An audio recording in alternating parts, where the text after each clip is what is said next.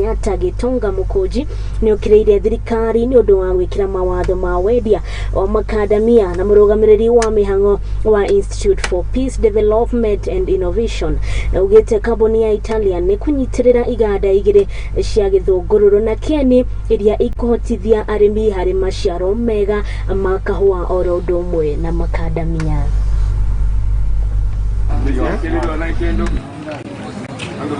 Makadamia, shida ile kubwa ni kwamba serikali iliingilia ukulima wa makadamia nusu.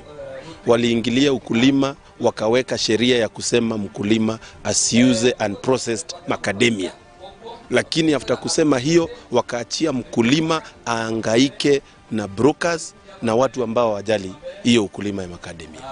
Waziri wa kilimo Bwana Linturi, kama unataka kusaidia wakulima, fanye full implementation ya AFA Act ambayo ilipitishwa.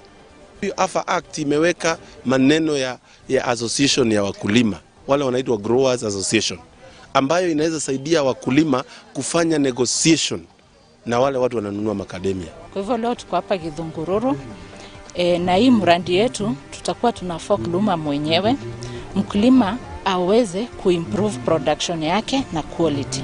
Kulingana na ile research imefanywa hapa Embu, mti mmoja ya kahawa ina produce 2 kgs per year.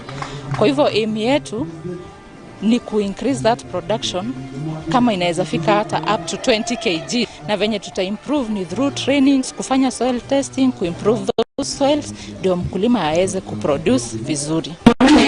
Na macadamia is one of our crop here.